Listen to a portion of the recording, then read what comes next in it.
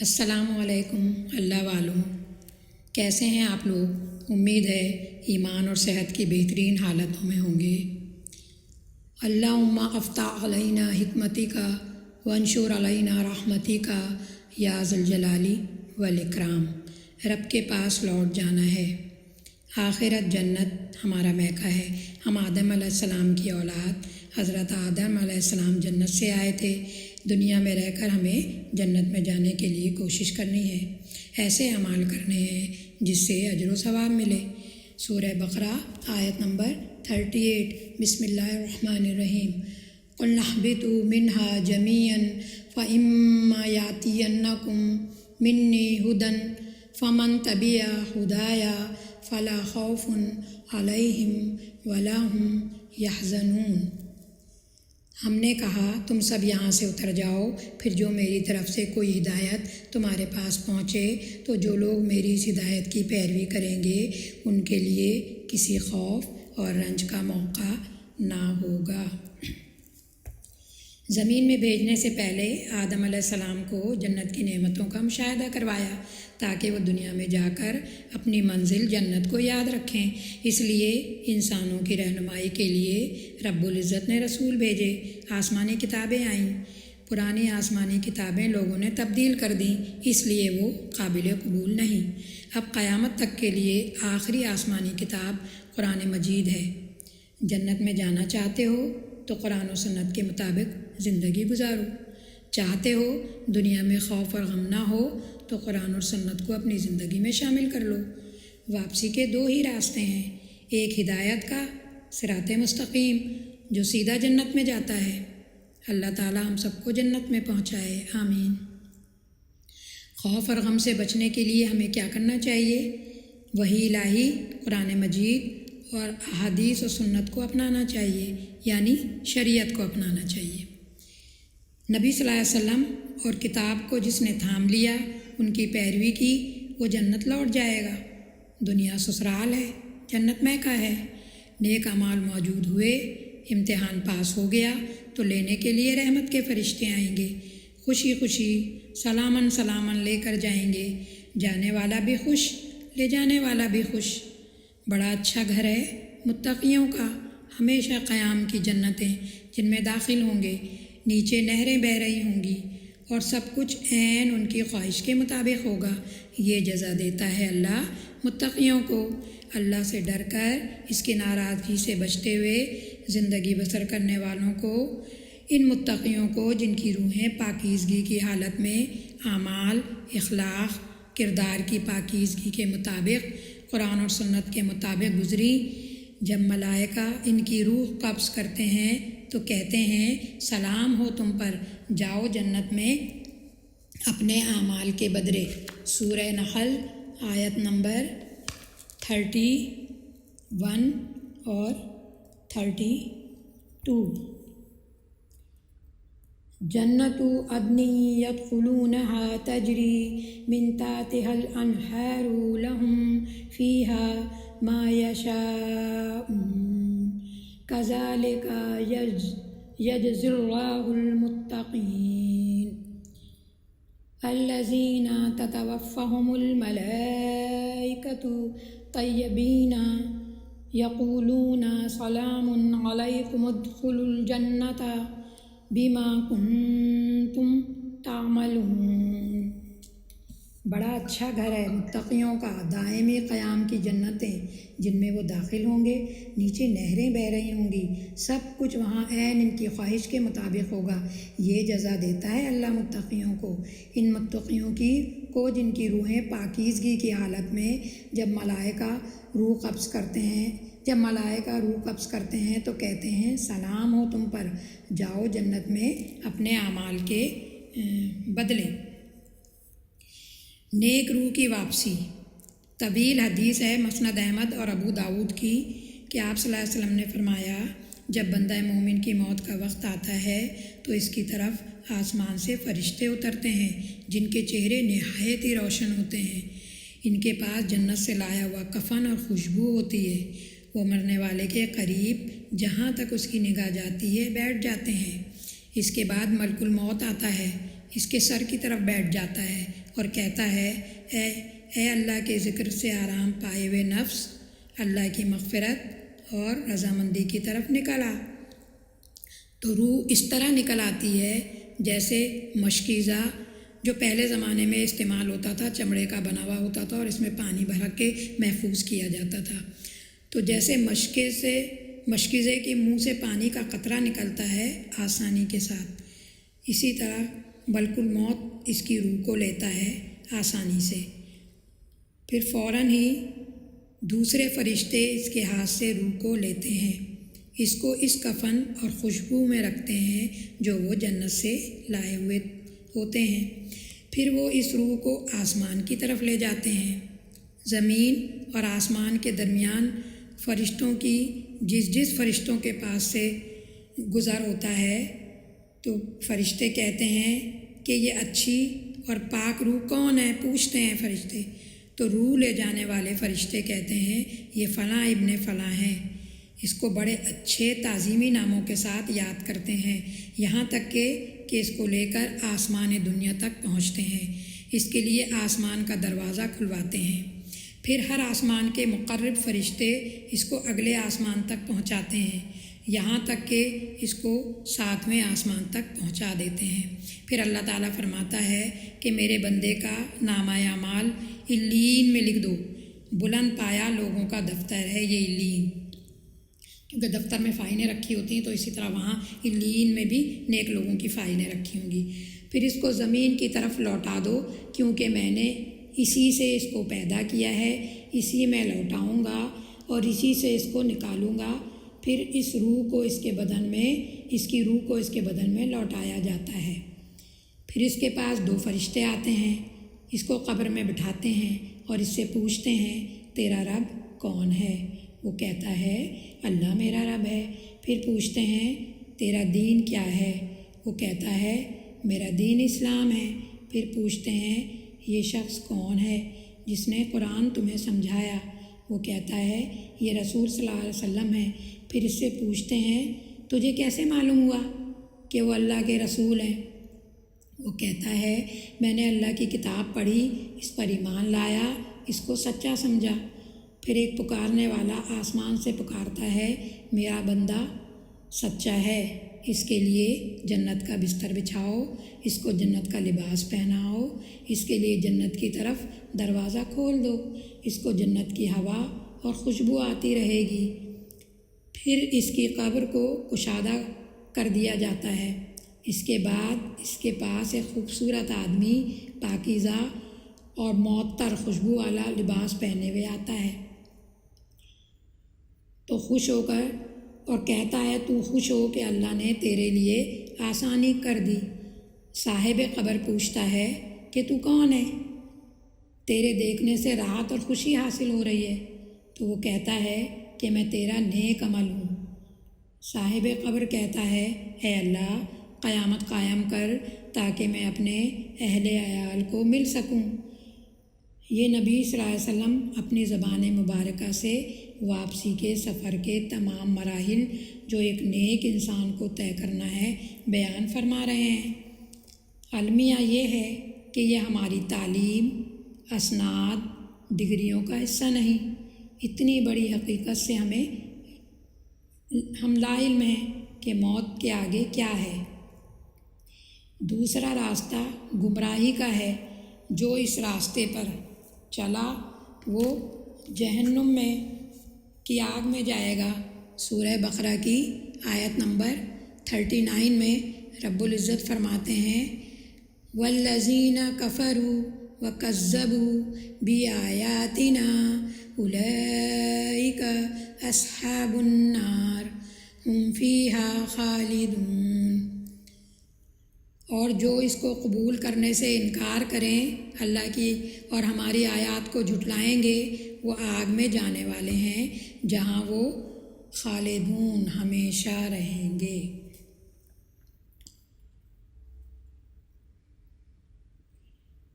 کچھ لوگ دنیا ہی کو جنت بنانے میں لگ جاتے ہیں، جنت کا شوق تھا نہ ہے، آخرت کے انجام سے بے پرواہ ہوتے ہیں۔ یہ وہ لوگ ہیں جو اللہ کی دی گئی آزادی اور اختیار کا غلط استعمال کرتے ہیں، اپنی خواہشات کے غلام بن جاتے ہیں، شیطان کی بات مانتے ہیں، قرآن کی بات نہیں مانتے، حلال حرام کو بھول جاتے ہیں، تو یہی لوگ جنت میں ہمیشہ رہیں گے۔ اللہ ہمیں اس انجام سے بچائے، آمین۔ یہ وہ لوگ ہیں جنہوں نے قرآن کو قبول کرنے سے انکار کر دیا۔ جو انکار کرے گا، من مانی زندگی گزارے گا، وہ جہنم کی طرف لوٹے گا۔ اللہ اور رسول کی بات نہ مان کر من چاہی زندگی گزار دی، جیسے چاہو جیو، کھا لے پی لے جی لے، بھول گئے لوٹنا اللہ کی طرف ہے۔ الحی القیوم ہمیشہ زندہ رہنے والا ہے، ہمیشہ قائم رہنے والے کے حکم نامے کو 1400 سال پرانا کہہ کر منہ موڑ لیا۔ اب واپسی کا منظر دوسرا ہے، لینے کے لیے رحمت کے فرشتے نہیں بلکہ عذاب کے فرشتے آتے ہیں، عذاب کے فرشتے آئیں گے۔ سورہ نحل کی آیت نمبر 28 اور 29 میں اللہ تعالیٰ فرماتے ہیں، الذین تتوفاہم الملائکۃ ظلمی انفسہم فألقوا السلام ما کنا نعمل من سوء بلی ان اللہ علیم بما کنتم تعملون فادخلوا ابواب جہنم خالدین فیہا فلبئس مثوی المتکبرین۔ جب ملائکہ کے ہاتھوں گرفتار ہوتے ہیں تو کہتے ہیں ہم تو کوئی قصور نہیں کر رہے تھے۔ ملائکہ جواب دیتے ہیں کر کیسے نہیں رہے تھے، اللہ تمہارے کرتوتوں سے خوب واقف ہے، ان اللہ علیم بما کنتم تعملون، جو بھی تم کرتے ہو اللہ کو خوب معلوم ہے۔ اب جاؤ جہنم کے دروازوں میں داخل ہو جاؤ اور وہیں تم کو ہمیشہ رہنا ہے۔ بس حقیقت یہ ہے کہ بڑا ہی برا ٹھکانہ ہے متکبروں کے لیے۔ قیامت کے دن رسوائی ہے، بدبختی ہے انکار کرنے والوں کے لیے۔ تکبر شیطانی عیب ہے۔ جو اللہ اپنے پیدا کرنے والے رازق کی پکار پر حی علی الصلاح کی آواز نہ سنے، نماز کی طرف نہ آئے تو یہ تکبر ہے۔ دنیا کی کتابیں پڑھ لیں، ڈگریاں سمیٹ لیں، ورکشاپ اور ٹریننگیں کر لیں، صرف خالقی کی ایک کتاب قرآن کو پڑھنے سمجھنے کی فرصت نہ ملی۔ دنیا بھر کے سائنسداں، سیاستداں، حکمران، فوجیوں کے بارے میں جان لیا، ان کے متعلق پڑھ لیا، صرف ایک نبی ہی صلی اللہ علیہ وسلم کو جاننے اور ماننے میں دلچسپی نہ لی، سیرت رسول سے رشتہ نہ جوڑا۔ کائنات کے خالق نے یہ قرآن نبی صلی اللہ علیہ وسلم کے ذریعے ہمیں عطا کیا، ہم پر فرض کیا کہ جو دنیا کی محبت میں جی رہے ہیں ان تک یہ علم حقیقی پہنچاؤ۔ ہمارا گناہ دوہرا ہے، ایک خود گمراہ رہے، غافل رہے، اور دوسرے حق چھپایا، لوگوں تک نہیں پہنچایا۔ انتخاب کی مہلت ابھی باقی ہے، آج فیصلہ کر لیجئے واپس کس کے ساتھ جانا ہے، رحمت کے فرشتوں کے ساتھ یا عذاب کے فرشتوں کے ساتھ۔ بکنگ کروا لیجئے، ابھی وقت ہے۔ دوسری واپسی کیسی ہے؟ رسول صلی اللہ علیہ وسلم نے فرمایا، جب بندہ کافر اور منافق کے مرنے کا وقت آتا ہے تو سیاہ چہرے کے فرشتے آسمان سے آتے ہیں، جن کے پاس دوزخ سے لایا ہوا کفن ہوتا ہے۔ وہ مرنے والے کے قریب بیٹھ جاتے ہیں، پھر ملک الموت سر کی طرف بیٹھ جاتا ہے، کہتا ہے اے ناپاک روح نکل اللہ کے غضب کی طرف۔ روح جسم میں چھپتی پھرتی ہے، نکلنا نہیں چاہتی، ملک الموت اس کو زبردستی کھینچتا ہے، جیسے کوئی گرم سلاخ پر سے ریشمی دھاگے کو کھینچتا ہے، یعنی تکلیف کے ساتھ۔ ملک الموت اسے کھینچ کر، اسے نکال کر فوراً دوسرے فرشتے کو دے دیتا ہے، وہ اس کی روح کو لے کر دوزخ کا لباس پہناتے ہیں، اس روح سے بدبو آتی ہے، پھر فرشتے اس کو لے کر آسمان کی طرف جاتے ہیں۔ جہاں جہاں سے فرشتے گزرتے ہیں دوسرے فرشتے کہتے ہیں یہ کون سی ناپاک روح ہے؟ فرشتے اس کے برے برے نام لے کر کہتے ہیں فلاں ابن فلاں ہے۔ جب آسمان دنیا کے قریب پہنچتے ہیں تو آسمان کے دروازے اس روح کے لیے نہیں کھولے جاتے۔ پھر رسول صلی اللہ علیہ وسلم نے سورہ اعراف کی آیت نمبر 40 اور 41 جو ہے وہ پڑھی۔ ان الذین کذبوا بآیاتنا واستکبروا عنہا لا تفتح لهم ابواب السماء ولا يدخلون الجنۃ حتی یالج الجمل فی السم الخیاط وکذالک نجزی المجرمین لهم من جہنم مہاد ومن فوقهم غواش وکذالک نجزی الظالمین۔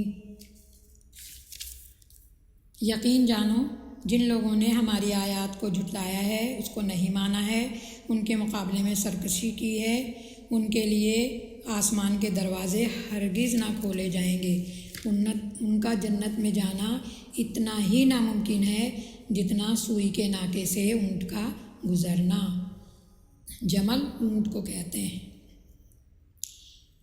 مجرموں کو ہمارے ہاں ایسا ہی بدلہ ملا کرتا ہے، ان کے لیے تو جہنم کا بچھونا ہوگا اور جہنم ہی کا ہوڑنا ہے۔ یہ ہے وہ جزا جو ہم ظالموں کو دیا کرتے ہیں۔ پھر اللہ تعالیٰ فرماتا ہے کہ اس کا نامہ اعمال سجین جیل خانے کے دفتر میں لکھو جو سب سے نیچے زمین میں ہے۔ پھر اس روح کو اس کے بدن میں لوٹایا جاتا ہے۔ قبر میں 2 فرشتے اس کو بٹھاتے ہیں، پھر وہ اس سے کہتے ہیں کہ تیرا رب کون ہے؟ وہ کہتا ہے ہائے ہائے میں نہیں جانتا۔ پھر وہ اس سے کہتے ہیں تیرا دین کیا ہے؟ تو وہ کہتا ہے ہائے ہائے میں نہیں جانتا۔ پھر وہ اس سے کہتے ہیں کہ یہ کون شخص ہے جو تمہارے درمیان بھیجا گیا جو تمہیں قرآن کی طرف بلاتا تھا؟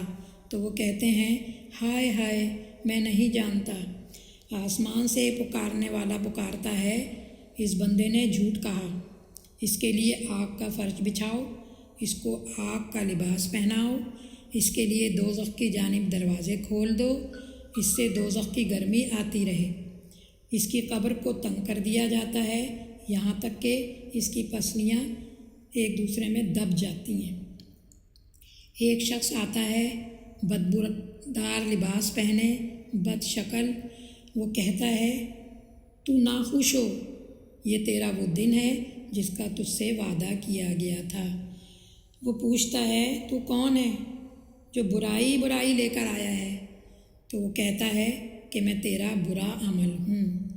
تو انکار کرنے والا کافر کہتا ہے اے اللہ قیامت قائم نہ کرنا۔ یہ ابو داؤد اور مسند احمد کی حدیث ہے جو عذاب قبر کا ہونے کے حوالے سے بتا رہی ہے۔ مسلم اور بخاری میں حضرت انس رضی اللہ عنہ سے روایت کردہ حدیث کافر اور منافق دونوں کا ایک ہی انجام بتا رہی ہے۔ پہلے انٹرویو میں دونوں فیل ہیں۔ آج قرآن اور نبی صلی اللہ علیہ وسلم کی بات نہ ماننا کل کتنا تکلیف دہ ہوگا۔ کافر صادق امین بھی نہیں، چاند کی سرزمین کے بارے میں جو کہتا ہے ہم قبول کر لیتے ہیں۔ نبی صلی اللہ علیہ وسلم صادق اور امین ہیں۔ موت کی بعد کی زندگی ہمیں بتاتے ہیں، جنت کے باغات، دوزخ کی ہولناکیوں کی گواہی دیتے ہیں، قبر کے متعلق بتاتے ہیں، جنت کا باغ یا دوزخ کا گڑھا، ترمذی کی حدیث ہے۔ پھر ہم یقین کیسے نہ کریں؟ نبی صلی اللہ علیہ وسلم نے اللہ کی بات بتائی، بہتر عمل کیا ہے بتایا، قرآن اور نبی صلی اللہ علیہ وسلم کے مطابق زندگی گزارنے کی تلقین کی۔ اللہ نے اس لیے نہیں پیدا کیا کہ وہ دیکھے کون مسلم ہے اور کون نہیں، بلکہ یہ دیکھے گا کہ کون سب سے بہتر مسلم ہے۔ انفرادی کاموں میں بہتر، عبادت میں بہتر، گھر میں بہتر، جاب میں بہتر، اور اجتماعی کاموں میں بھی سب سے بہتر کون ہے، مدد کرنے میں بہتر، نیکی کا حکم دینے اور برائی کے کاموں سے روکنے میں بہتر، اللہ کی خاطر دوسروں سے بہتر بننے کی کوشش کریں۔ اللہ آپ کی کوششوں پر اجر دے گا۔ ہمارا کام کوشش کرنا ہے۔ شیطان جل رہا ہے، وہ آپ کو نیکی سے ہٹانے کی ہر ممکن کوشش کرے گا۔ شیطان بہت تجربے کار ہے، مگر گھبرائیے مت، اللہ کی مدد آپ کے ساتھ ہے۔ شیطان تیار ہے، فرشتے بھی تیار ہیں اعمال کو ریکارڈ کرنے کے لیے۔ کیا آپ بھی تیار ہیں؟ اللہ ہماری مدد فرمائے قرآن سیکھنے، سمجھنے اور اس پر عمل کرنے اور اس کو دوسروں تک پہنچانے میں۔ آمین۔ اللہم صلی علی محمد وعلی آل محمد کما صلیت علی ابراہیم وعلی آل ابراہیم انک حمید مجید۔ السلام علیکم۔